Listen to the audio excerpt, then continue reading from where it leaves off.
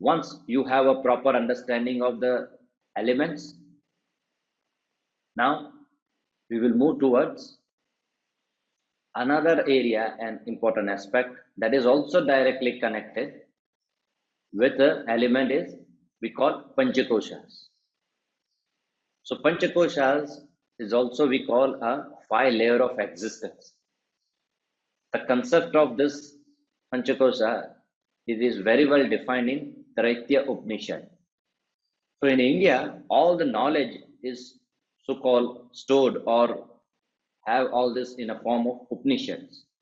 So Upanishads is like an encyclopedia.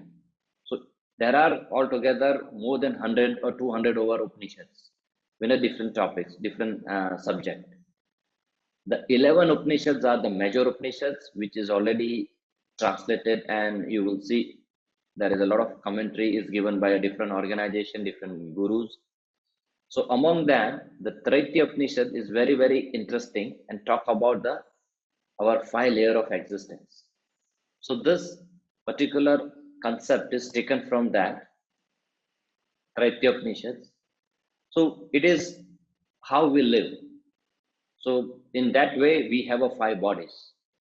So Annamaya Kosh, that is a physical body, a Pranamaya Kosh, a vital body, that is where our energy body or aura body, and when when talk about chakras or nadis, that is how we are playing around in this body mostly.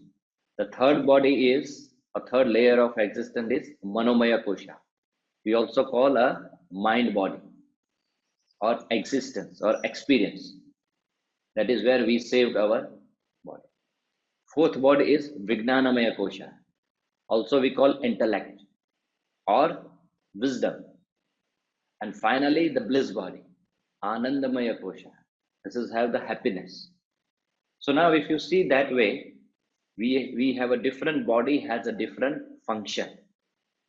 And each body is very interestingly connected with the different specific practices. So I have also seen this way that all the 4th stream defined by the Vivekananda, Karma Yoga, Bhakti Yoga, Raj Yoga, Jnana Yoga. So which is also directly we can integrate into this each and every body separately. So this is very good for those therapists. So if you want to give a multiple approach of therapy or different aspect of the therapy, integrated approach of the therapy, you can't just work in the one body. You have to give a therapy in a different bodies. But if you want to give a different bodies, how you want to give it? Do you what type of tools you have? What type of techniques you have? How you give them? So to give more understanding, you need to understand how the different stream of yoga is related with the different layer of existence.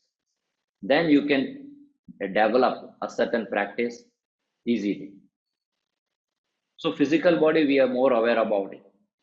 So physical body also you do a action, physical action. So that's where karma yoga can play a big role, because the tendencies of practicing asanas or physical voluntary work, or how you each and activity you are doing, how your mindset should be. So this is very well explaining Bhagavad Gita. And if you need to know, the Bhagavad Gita is the only so-called the scriptures you can use it, and you will have a very good understanding about how we should work the actions day to day. We cannot live without karma. Anything we do is karma is associated, likely or not. So how to do it effectively so that we don't caught into a trouble. So basically how we can use the power of choice, that is very well defined in the karma, and that affects the physical body initially, and we can master it in that way. Pranamaya body, vital body, also we learn about Raja Yoga.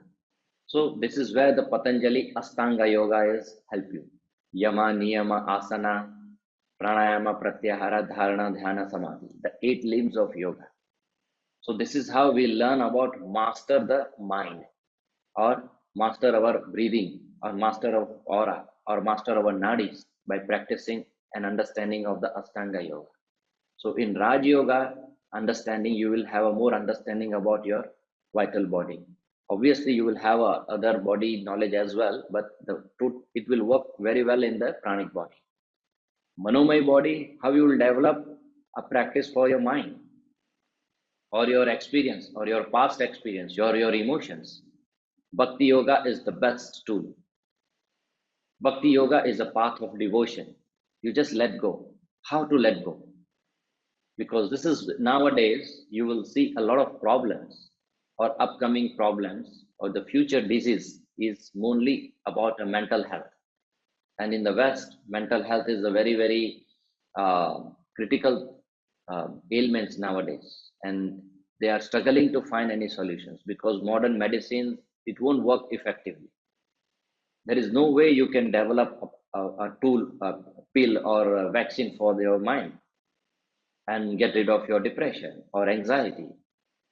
And due to this current situation, a lot of people have a different sets of or different types of depression, different types of anxiety. So there is a difficulty to let go. There is a difficulty to have a suppressed feeling to come out. So the Bhakti Yoga is one of the very easiest tool, but it has to be done very properly. You need to understand and you need to have a practice. You need to have that mindset. You need to have that understanding. Then you can effectively you can develop a practice, and you also have to be practiced in that sense. So this will be a like upcoming thing you will see in a therapy also. It was there long time, but is only in a certain segments or certain part of the country.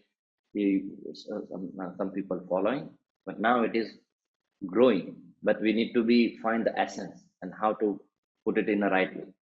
Vijnanamay Kosha, the intellect or the wisdom body, that's where the Gnana Yoga comes. So Gnana Yoga is all about understanding with your proper knowledge with in terms of reading the Upanishads or understanding the scriptures and apply into a day-to-day life. So you should know immediately learning is good. Information is tremendous information we have today. But we need to learn how to convert that information into knowledge by applying it. And by knowledge eventually has to transform into a wisdom. Then only it will help. Then you understand your purpose very well. You understand the tendency of the disease very well. You understand the tendency of the mind easily. And then immediately you can fix it. So this is very, in a way, very sophisticated, technical, and easiest way also, like Bhakti Yoga. You can find connections easily that why this happens. So the diagnose part of the disease, diagnose part of the understand part of if your friend or your patient is giving you any information about the health issues. So the first important part we need to diagnose. So the knowledge is very, very helpful here, the Gnana Yoga part. So once your diagnosis is perfect, the treatment is easy. You can use the different tools and you know whatever you can give. And finally, the Anandamay Koshas is bliss. So basically, it is so simple, but we made it complicated by not understanding all these things. And due to ignorance, we don't know how to live in the bliss or happiness. So we need to understand that our true existence, true nature is a happiness, like a child, newborn baby. So if you have a newborn baby, if you observe the child before 4 year old, they are all always in a bliss because they don't understand yet how to speak. They are just listening and experiencing all these things without any judgment. And they know who is my mother, who is my father. No need to tell. So the feeling, they are living in a feeling and they are living in that enjoyment. So we need, once we start speaking and then understanding and reading and going education, then all this is planted in our mind. and that's how we dilute it.